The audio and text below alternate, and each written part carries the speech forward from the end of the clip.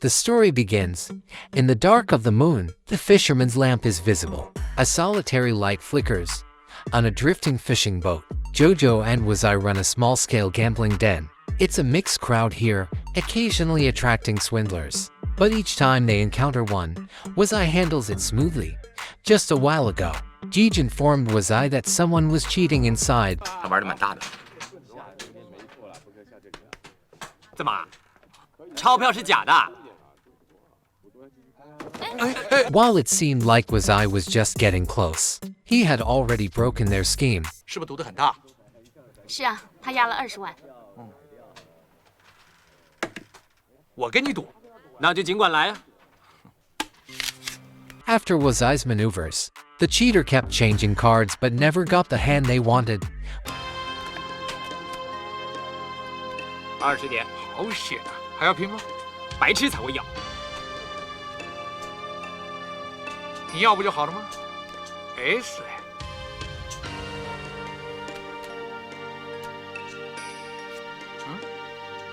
还是 S， 又是 S， 啊，14点了，还得拼呢。21点。 Then, Uncle Fan, a man in a wheelchair, appeared. Wazai called him Uncle Fan, but he didn't respond. He gestured for the cheater to take the gambling book and leave. Wazai also revealed a set of cards hidden by the cheater and asked him to take that too. At this moment, Jojo stumbled on the boat and bumped into the cheater, falsely claiming he had assaulted her. Without a word, the cheater quickly apologized and left. However, Jojo's actions didn't escape Wazai's notice, one stealing cards, the other stealing money. 我自己的。啊？哦，你自己。 Uncle Fan, watching this thieving pair, chuckled. The next day in the cabin, Uncle Fan made a sudden move, making Wazai reveal a royal flush amidst flying cards. Although Wazai was skillful, he lost by 1 card. Despite Uncle Fan's patient guidance, he sighed and departed. With the Asian gambling event approaching, can they only wait for Aji's return? Wazai blames himself for not being capable enough, filled with regret as he speeds through the leaf-strewn streets, memories flashing by like smoke. Time rewinds a few years back.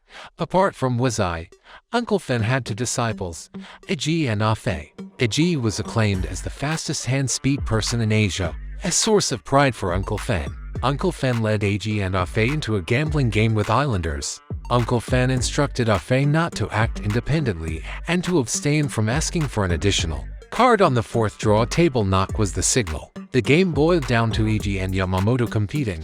However, Afe deviated from Uncle Fan's plan. Instead of stopping on the 4th draw, Afe requested another card, inadvertently giving Yamamoto the spade meant for Uncle Fan. Uncle Fan and Yamamoto opted out of the game. 我也不跟了。同花说话。50万。 Observing this, Yamamoto directed his men to bring 10 million as Afe's stake. Uncle Fan also wagered a ship worth 10 million for Eiji.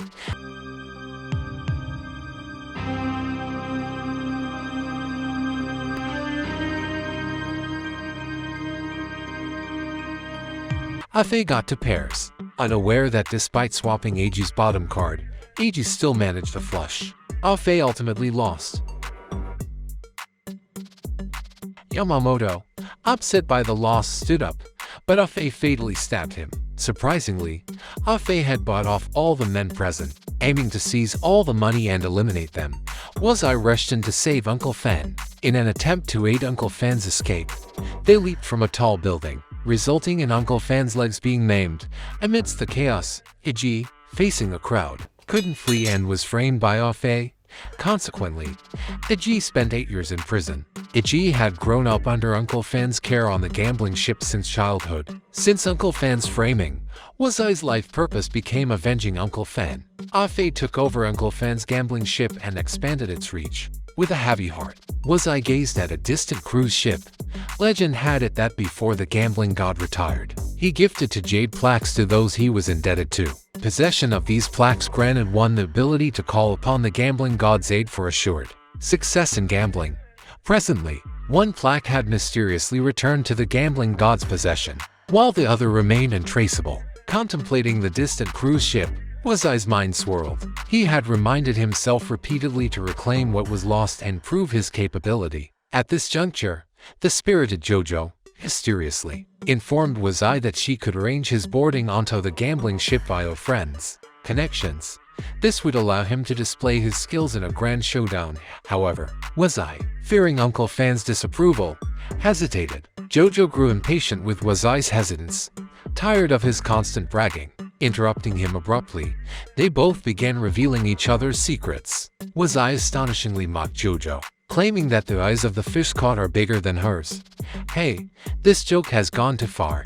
The two quarreling lovers ended up in a fight on the spot. The scene changes.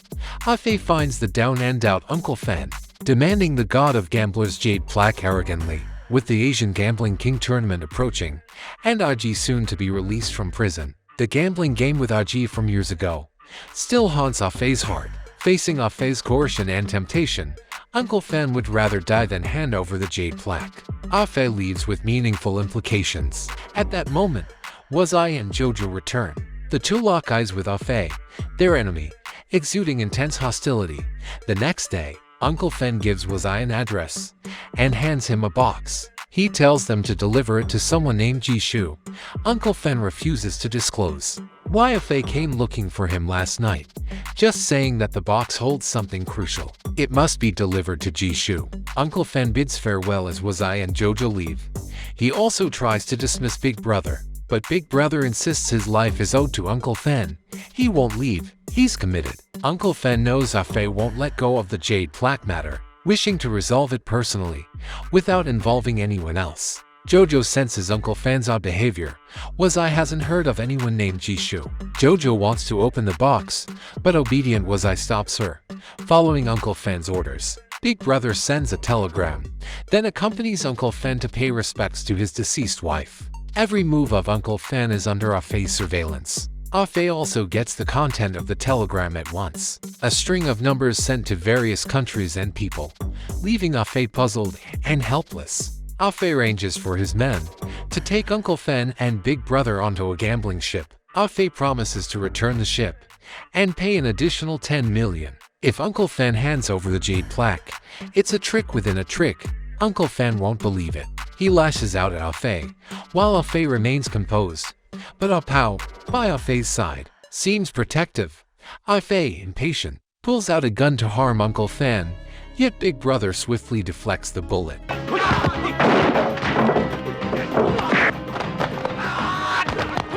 This heartbreaking scene moistens many eyes. Undying loyalty always earns respect, but ultimately, it's outnumbered. Meeting a tragic end at Apao's hands. Hanging on a pole, Uncle Fan, to prevent Afei's scheme, chooses to plunge into the sea, never revealing the plaque's whereabouts. Wazai rides a motorcycle with Jojo to find Jishu, arriving at the address Uncle Fan gave them, an isolated rooftop. Hey, wait, but don't find Jishu. Jojo, catching Wazai off guard, opens the box, finding only 2 wooden sticks inside. They finally realize Uncle Fan deliberately diverted them. They rush back to the ship, only to find it pillaged. Searching around, Wazai finds something tied to the ship's bow. To their shock, it's Uncle Fan. Wazai looks at Uncle Fan's lifeless body, overwhelmed with grief. Under the other side of the Pacific Ocean, Aji, released after his sentence, getting ready to return home. He saw the news about Uncle Fan in the newspaper. While here, no one attended Uncle Fan's funeral. Afei's men are blocking the door and no one dares to go in. 老大，要不要进去？没必要得罪詹永飞。走。Then, someone walked in. Yeah, it's called Asia's fastest hand, Aji. After paying respects as a guest, Aji paid his respects to his master. Then, he told Wazai he'd never gamble again, just wanted to reclaim a normal life with his daughter. And then he left. Wazai couldn't believe it, thinking Aji's return would avenge Uncle Fan. As Aji was about to leave, he met his friend Rong. Uncle Fan asked him to pass something to Aji naturally. It was the gambling god's jade tablet, but Aji refused and walked away. Aji came to his ex-wife's place. Along with memories of the past, there were some intimidating guard dogs. It turned out his ex-wife was now with Apao. Apao provocatively taunted Aji upstairs. His ex-wife told him their daughter was sent to her cousin's house for foster care. After hearing this, Eiji left without a word. At this point, all he wanted was to find his daughter. Eiji came to his cousin's place. 什么人啊？表哥，什么时候出来的？欣欣呢？你回来的正好，你女儿在里面，你快点带她走吧。 Eiji rushed inside eagerly. The moment he stepped in, he was dumbfounded. His own daughter, dirty and chained in the corner, eating. Strangers visiting made her look scared, holding a clothes rack across her chest. From a distant shot to close up, Eiji's heart trembled. His stiff expression instantly shattered. The girl, restrained by iron chains, her wide eyes filled with fearful resistance. Seeing his daughter chained up, Eiji pried open the chains. The daughter fled in panic. Eiji angrily questioned his sister-in-law. 你为什么要锁住她？她是人啊！你自己不会看呐、她像条牛一样乱冲乱撞。废话少说，快带她滚！ Eiji, at that moment, felt a mixture of emotions. Nowhere to vent, and sure whom to blame. Eiji embraced his daughter. She curled up in her father's arms, crying silently, then fiercely bit Eiji's neck. This bite conveyed her years of grievances. 是表哥没用，我对不起你，不关你的事，是我对不起他，是我不好。 Eiji carried his daughter and left his cousin's home. Now, all he wanted was to be a good father, to make up for the years of owing his daughter. He took her to a restaurant for dinner. Eiji noticed his daughter was hesitant to eat. He carefully pushed the noodles towards her, handed her the fork, and held her hand to guide her to eat. After hesitantly taking the first bite, she started eating heartily. Perhaps this was the best meal she had in years. Eiji prepared to add some tomato sauce for her, but she remained instinctively cautious. The delicate expression of this little girl forces us to give her a thumbs up. Eiji looked at his daughter in front of him, couldn't help feeling a pang of sadness. Then he got up and went to the bathroom. His daughter followed directly, grabbed his clothes with a fork in hand, looking at him. Seeing his daughter holding onto him like this, he tried hard to hold back tears and said with a bitter smile, "Daddy is just going to the bathroom." At this moment, Eiji vowed not to abandon her again. After finishing the noodles, he walked back home carrying his daughter. He decided to leave the underworld for the sake of his daughter and live an ordinary life. Eiji went to a friend's bar to maintain a living as a bartender. But everything was not as simple as he had imagined. Once you're in the underworld, it's not easy to just walk away. 记得当年，你为了当亚洲第一快手，可以连我也不要。现在为了女儿，可以连亚洲第一快手也不当。 Eiji didn't offer many explanations to Rong's thoughts. He simply used his skills to help his daughter catch a cockroach. Asia's number one, Eiji, would rather kill a cockroach for his daughter and return to being a bartender. But he didn't know. Everyone was now waiting for him to return to the underworld, to avenge Uncle Fen. But if he couldn't get the jade card from there, how could he just let it go? Soft tactics wouldn't work. So he came in strong, ordered Apao to come to the bar with people. Eiji returned to the country as expected, to make up for his daughter being away from troubles. But for Eiji to leave the underworld, how easy was it? The Gambling King competition was approaching. Just as he returned, he became a thorn in Afei's side. Facing the confession of his beloved Rong, Eiji remained unmoved. Wazai and Jojo were drinking and chatting on the sidelines, eating and drinking to their heart's content. As the night fell, Wazai also felt a bit sleepy and took Jojo home. Rong remembered that today was Eiji's birthday, so she gave him a present and left feeling desolate. At that moment, Apao found Eiji with someone, told him that Afei wanted to have a late-night meal with him. Eiji decisively refused. Apao then fought the boss and wrecked the bar, and took away Shinshin, forcing Eiji to meet Afei. To avoid implicating his friends, Eiji could only choose to leave the bar. At this moment, his ex-wife told Eiji she had already told Wazai to go find Afei. On the other side, Wazai and Jojo were arguing. Uncle Fen had been murdered. She didn't want Wazai to die again. But Wazai couldn't get out of the shadow of Uncle Fen's death. He was too eager for revenge, his eyes filled with hatred and uncontrollable anger. Jojo knew she couldn't stop him.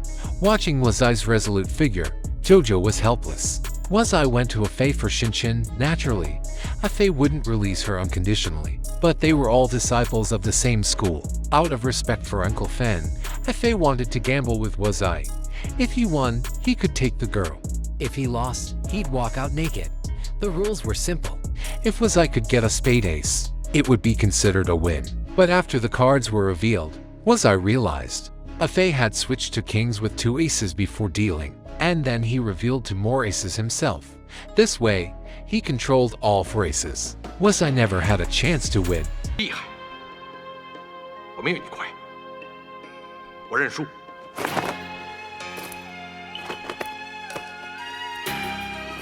At this moment, Eiji also arrived, seeing Wazai almost naked, wanting to give him his coat, but was refused by Wazai. He told Eiji, "I'll walk out in my underwear. At least I've survived." Eiji had already made up his mind not to gamble anymore. He just wanted to get his daughter back. No longer involved in the underworld, but Afei didn't believe that a top Asian expert would give up on the game. He knew Afei wouldn't easily believe him, and he had prepared for it. To show his determination to stop gambling, Eiji cut off his expertise. He had no choice. He gave up all the dignity he had pursued for half of his life, just to exchange for a peaceful life away from troubles, earn some money as a bartender, and live early nights relying on his daughter. When Wazai rushed into the casino, Jojo was sitting in the cold rain, waiting for Wazai or his dead body. When Wazai was left with only his underwear, Jojo pitifully put her clothes on him. But Wazai stubbornly said he could afford to lose. Jojo was also hot-tempered, wanting to rush into the casino to kill them. At that moment, Wazai was scared, because he knew Jojo too well. So he hurriedly stopped her. Jojo's feelings for Wazai had reached an indescribable extent. Even if it was a stone in Wazai's chest, it should be kept warm. In the storm, the two hugged tightly together. At this moment, Shinshin ran over crying, telling them that Dad's hand was broken. Wazai carried Eiji, for people left a wretched figure in the heavy rain. Not long after, Wazai sold the boat and opened a tea restaurant, preparing to start anew. Eiji had been living a comfortable life. Shinshin also recovered under Ong's care, but Ong was about to return to the USA. Eiji wanted to hold her back, but his efforts were awkward. Due to Eiji's withdrawal, Ong couldn't fulfill the task Uncle Fen had given her, and felt deeply indebted. But the most tragic was Jojo. She was already pregnant, but dared not tell revenge-driven Wazai. So, she requested Ong to hand the jade card left by Uncle Fen to Wazai, for him to participate in the Gambling King competition and fulfill his wish. Ong agreed, and the two prepared to get the jade card. At this moment, Wazai on the rooftop saw the two being followed and followed suit. Ong and Jojo, at the crematorium, following the code Uncle Fen had given, found a box and a letter. Wazai arrived there too, found the jade card in the box, shining brightly, displaying supreme. Wazai handed the jade card to Ong and asked them to leave first. Jojo wanted to leave with him, but Wazai slapped her back and pushed her into the car. This might be the time for drastic measures. Meanwhile, Apao and his men blocked Wazai's way to make him hand over the box. Wazai immediately threw the box away. As Apao went to pick it up, Jojo drove up. Apao got hit and killed, and while trying to avoid car, fell into the sea. Jojo got injured in the lead due to this. Wazai carried Jojo onto a fishing boat. The injured lead made it unbearable for Wazai to look at. He could only find 2 planks to support it. 痛不痛？没关系，不痛。弄成这个样子还说不痛？我说痛，你绑得下手吗？ At this moment, Afei arrived with his men. Wazai asked her to leave first, but Jojo said she was his woman and wouldn't leave even if she died. Despite Wazai trying to rush her away, Jojo insisted on sharing life and death with him and was willing to give up everything, even her life, for Wazai. Wazai helped Jojo onto the boat, but while he was distracted, Jojo hit him unconscious with an oar, dragging her injured leg. She threw Wazai onto the boat, waiting for her enemies with her frail body. Afei caught Jojo and pressured her for Wazai's whereabouts. Jojo's tight-lipped demeanor made tears fall easily for her. Where can one find such a woman? Soon after, Wazai regained consciousness and hurried over, witnessing Jojo being killed in the water. 小妹，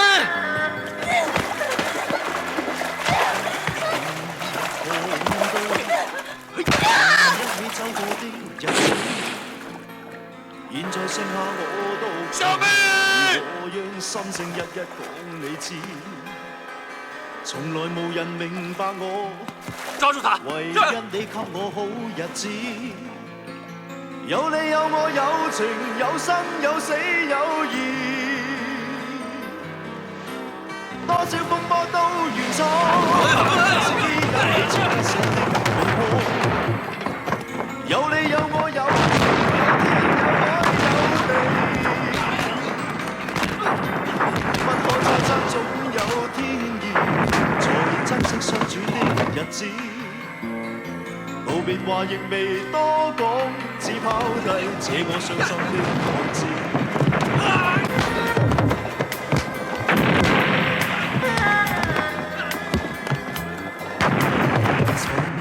沉睡了，分享今生的日子，絕但是沒靈魂，才明白生死之意。情完全明白了，才甘心披上孤獨衣。有你有我有情有天有海有地，當天一起不自知。分開方知根本心極痴，有你有我有情有生有死有義，只想解釋當我不智，如今想傾訴講誰知，剩下絕望舊生亦沉睡了，誰分享今生的日子？活着但是沒靈魂，才明白生死之間的意思。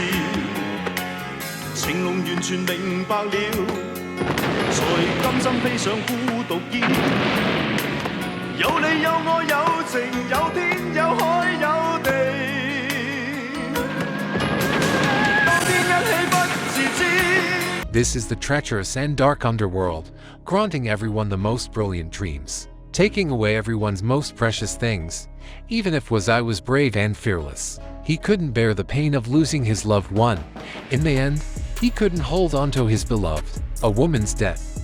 Fed up Wazai's revenge, Wazai lost his sight while trying to save Jojo. Things had reached a point where Afei had become a figure of public outrage.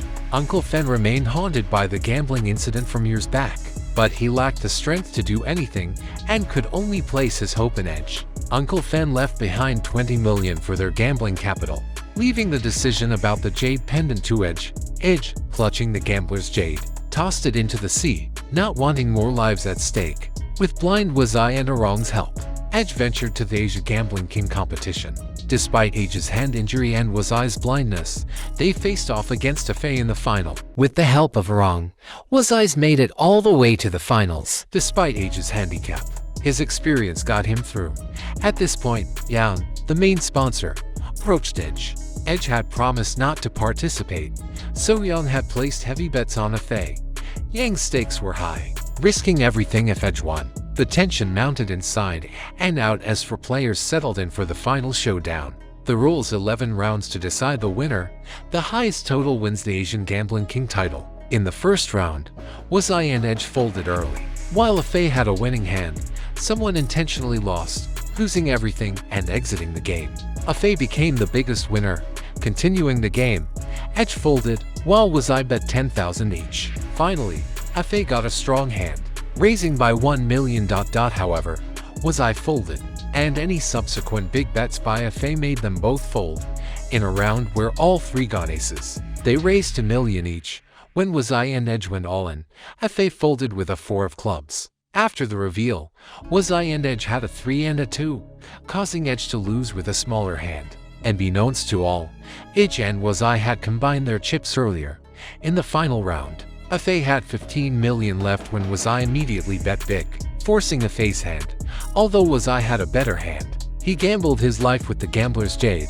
就跟你赌命，我就跟你赌命。 Afei had to pairs, but to his surprise, it was the same hand from the previous game years ago. And sure, if Wazai had a straight flush, Afei chose to fold. Yang suffered heavy losses as the referee announced Wazai's victory, allowing Uncle Fen to rest in peace.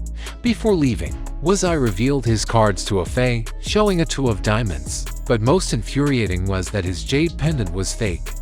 On the big screen, Wuzai signaled Edge and embraced a Fei, a moment witnessed by a frustrated Yang, feeling betrayed. Just then, Yang's nemesis revealed that a Fei had bet 5 million on himself, intending to win big. Hearing this, Yang was stunned. Edge swiftly left with Wuzai. They had secretly bet on a Fei, intending to mislead others and manipulate events using Yang's involvement to kill a Fei. The true gamble had just begun. They were racing against a Fei, and if he survived, they would face certain death. 你害我输了好多钱。 Yang confronted a Fei, who ignored his question and was about to leave when Yang's men fatally shot him. Despite a Fei's power, he was just a pawn in the larger scheme. After a Fei's death, due to Wuzai's unexpected victory, many lost money. Edge decided to send Wuzai away to avoid trouble. However, the enemy's hitman targeted Edge, shooting him in the street. 闭上你眼，燃烧着风，无情的细雨淋得我心痛。最后一班车，像是你的诺言，狠心离去，见识了我的心。一个人走在冰冷的长街，想起分手前熟悉的脸，淡淡地留下一句：忘了我吧，还有明天。开车，开车。爸爸，奇怪，爸爸好累，想睡一会儿。好，我不吵你们了。